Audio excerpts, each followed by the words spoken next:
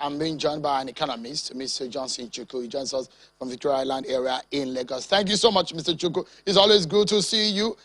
You are the problems man, and you know just how to talk the figure in resolving some of these issues for our viewers.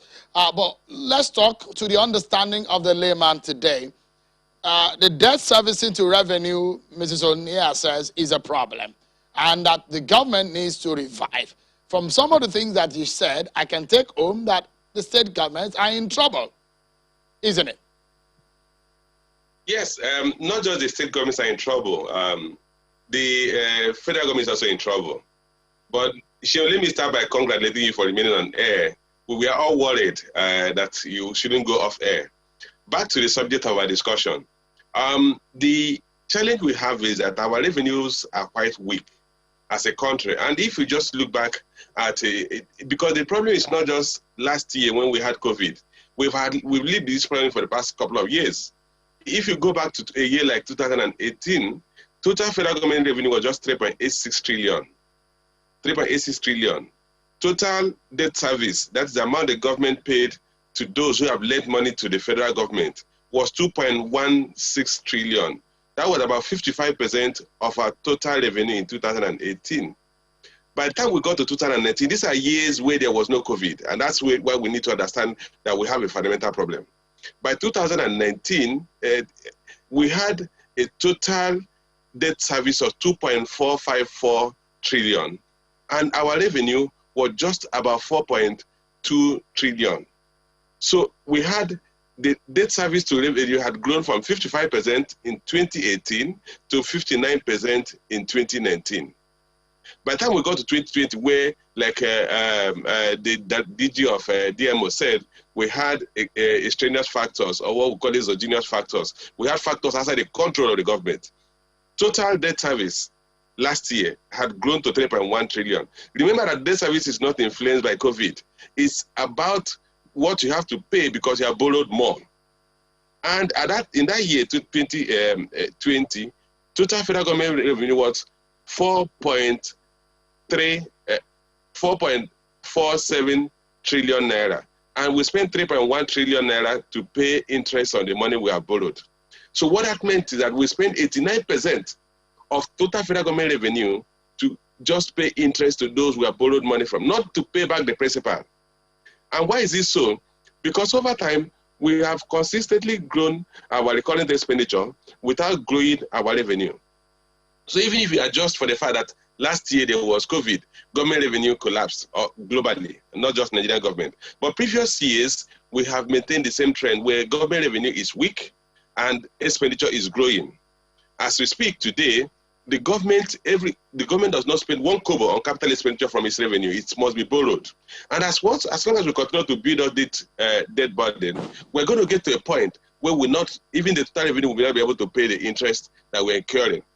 And the same applies to a lot of the states. Yeah, so I'm worried, Mr. Chuku. Yeah, because the states are, a lot of those states, because this is one of the things she's saying, that a lot of states have borrowed more than they can chew.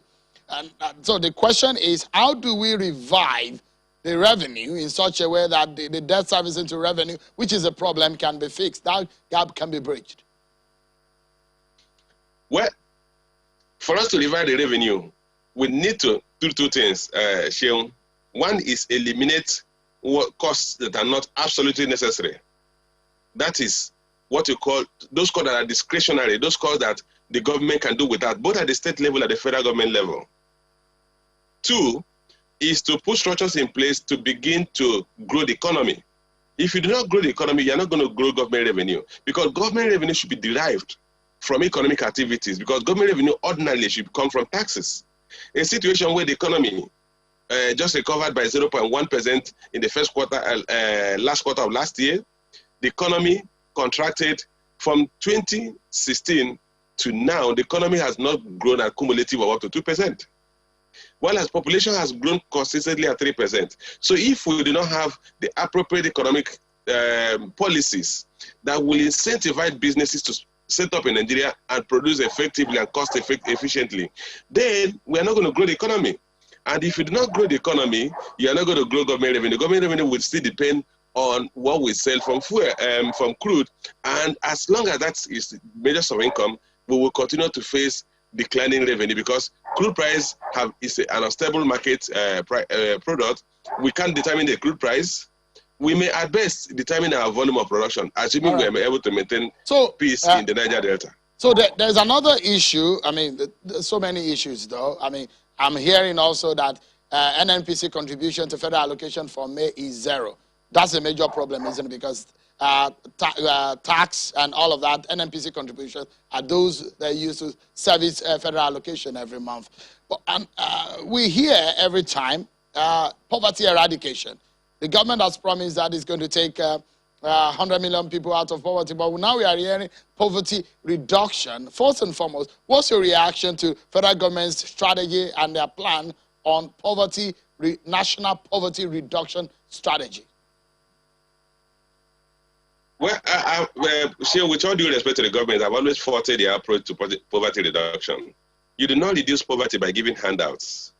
You reduce poverty by creating economic activity. So people are gainfully employed. People produce, and they are paid because they are producing. Look at the issue of employing. I think 770,000 or so people each. I think 10 from each of the local governments. The issue is government is unable to pay them because they are not producing anything. The way to reduce poverty is to create an economic environment where manufacturers and businesses will set up, employ citizens of that country. Those citizens will produce. As they produce, they are paid because of their productivity. And then from the income they earn, they consume goods, and that will stimulate additional production. The idea of handouts, of feed a child once in school, of giving handouts of 10,000 naira to market women or whoever, cannot effectively take anybody out of poverty, because once you consume that handout, you need to wait for another handout, and you remain poor until you begin to earn income. So the approach should be that the government should focus on creating the right environment for business to grow and set up. Because let me remind you, we've heard that Kia and a couple of companies are going to Ghana to set up their vehicle manufacturing plants. In Ghana, Ghana has a population of about the size of Lagos. Ghanaian economy is just about $52 billion. What are they going to do? They are going to set up in Ghana to target the Nigerian market. Because ordinarily they should set up where the market is. But because we do not have the appropriate policies, appropriate security, appropriate environment that will incentivize those people to come to Nigeria, they are going to our neighboring country to set up. Until we do that, we are not going to create the employment we need to create. And as long as you're not creating employment, you are not going to take anybody out of poverty. All right. Wow, so much. Because there's 2 years now out of the 10-year timeline for the 100 million people to be taken out of poverty. But we do hope that in the coming days, things will get better and the government will get on track in getting some of these plans achieved. I must sincerely thank you, Mr. Johnson Chukwu. It's always a great pleasure on the manner in which you break things down for us right here. Thank you so much indeed for your time. My pleasure. Thank you. But that's our show for today, everyone. Many thanks for watching. I'm Shion Kimale. Bye-bye.